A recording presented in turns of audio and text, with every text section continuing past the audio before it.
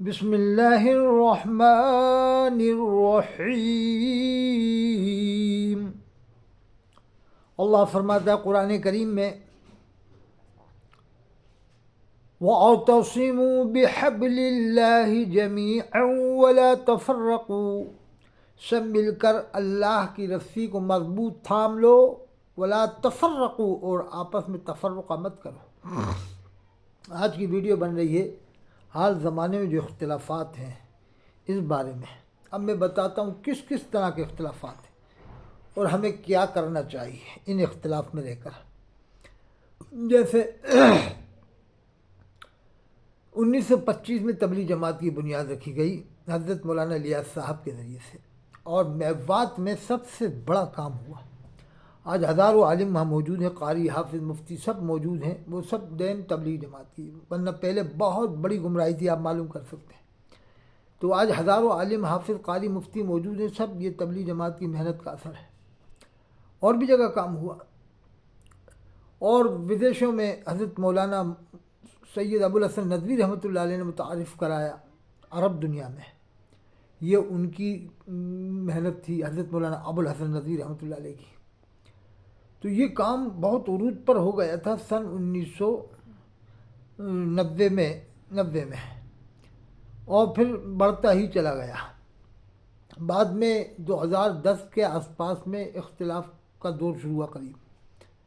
پھر اب اس میں تبلیغ جماعت میں دو ہو گئی، ایک شورا، ایک امارت، ایک بمبئی سے چل رہی، ایک دلی سے چل رہی ہے، دونوں ایک دوسرے کو ہضم نہیں کرتے۔ اب آدمی سوچ رہا ہے ہم کہاں جائیں؟ ارے بھائی، جو بھی نیک کام کر رہا آپ اس کا ساتھ دے سکتے ہیں، ہاں جس پر فتویٰ ہو، واقعی میں وہ لائق گرفت ہو، منہ سے کوئی کفریہ کلمات نکلے ہوں یا ایسے جملے نکلے ہوں، تو ان کی توبہ سب کے سامنے ضروری ہے۔ اگر سب کے سامنے کہا ہے تو سب کے سامنے ہی ضروری ہے، کیونکہ غلطی یہ انسان سے ہی تو ہوتی ہے، بڑے بڑے عالموں سے غلطی ہوتی ہے، لیکن توبہ ضروری ہے۔ اگر توبہ نہیں کرتے ہیں تو پھر امت میں اختلاف بڑھ جاتا ہے۔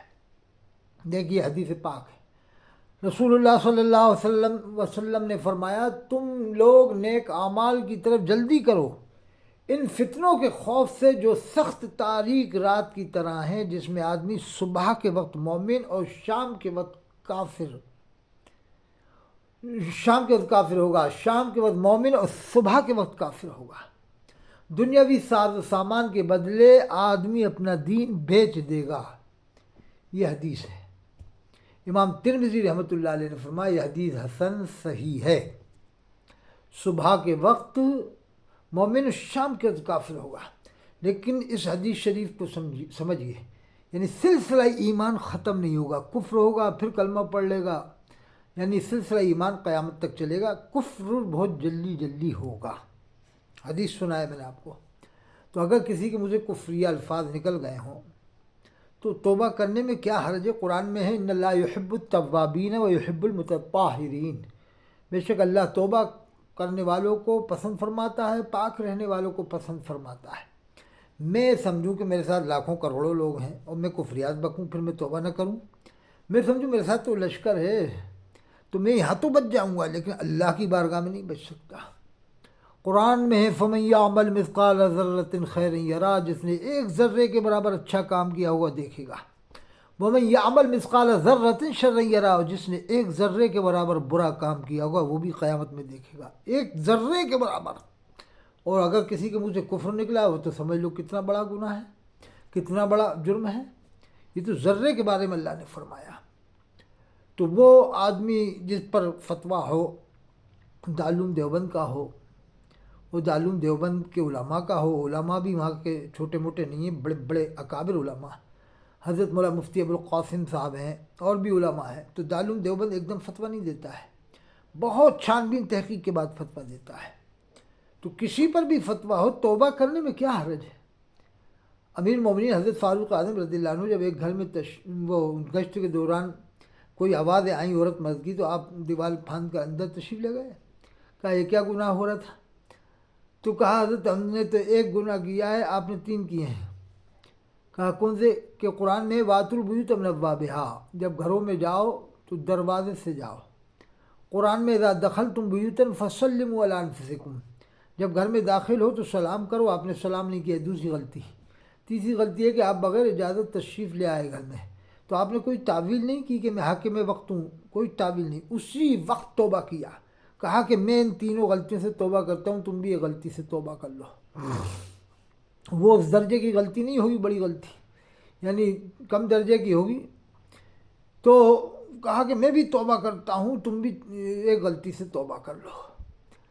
تو یہ تھا ایمان کا معاملہ حضرت امیر المومنین رضی اللہ عنہ کا۔ کوئی تعویل نہیں نکالی، کوئی مطلب نہیں نکالا۔ آج تو توبہ ہی نہیں کرنا چاہتے لوگ باغ۔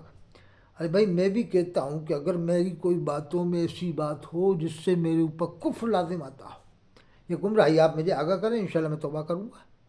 بالکل دلائل سے آپ سمجھائیں، قرآن و حدیث کی روشنی میں مجھے بتائیں کہ آپ سے منہ سے کفر نکلا یا غلطی ہوئی یا گمراہی نکلی تو میں توبہ کروں گا۔ اللہ یوٹیوب میں اگر کوئی بات ایسی کہی تو یوٹیوب میں بتاؤں گا، توبہ کروں گا انشاءاللہ کہ ہاں میں سے غلطی ہوئی ہے۔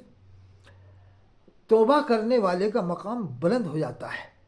دیکھو ادھر پاکستان کی جماعت ہے الیاس قادری، دعوت اسلامی، وہ اس میں اختلاف ہوا بمبئی میں، حضرت مولانا شاکر رضوی صاحب دوسری جماعت کے امیر بن گئے، سنی دعوت اسلامی، یہ ہو گئی وہابی دعوت اسلامی۔ اب ان کی بھی اجتماع جو سورت میں ہوا اس میں بھی میں گیا تھا، دعوت اسلامی کے سب سے پہلے اجتماع احمد آباد میں ہوا اس میں بھی میں گیا تھا۔ کانپور سے پوری ٹرین آئی تھی، کوٹا سے ایک ڈبہ بک ہو کے گیا تھا سنی دعوت اسلامی کے اجتماع میں۔ سورت میں حافظ سلیمان صاحب نے تلاوت کی، کلام پاک سے شروع کیا۔ تو حضرت مولانا شاکر رضوی صاحب بہت بہترین تقریر کرتے، اس میں کوئی شک نہیں، لیکن ابھی کچھ سنی دیوبندی کرنے لگ گئے ہیں، پہلے بہت اچھی تقریر کرتے تھے۔ تو الیاس قاضی پر بھی توبہ ہے، اس نے اپنے بال کو بال مبارک کے بٹوایا، لبیک یا افطار کے نعرے لگوایا، اپنا میلاد نامہ پڑھوایا، خواب ایسے لکھے کہ اللہ کے رسول صلی اللہ علیہ وسلم کھڑے ہیں اور یہ بیٹھے ہوئے ہیں، سلام کا مذاق بنایا، اور بھی بہت ساری باتیں۔ امیر اہل سنت بنتے ہیں، یہ جب تک توبہ نہیں کریں گے ہم ان کا ساتھ نہیں دے سکتے۔ کام ان کا بھی بہت اچھا ہے۔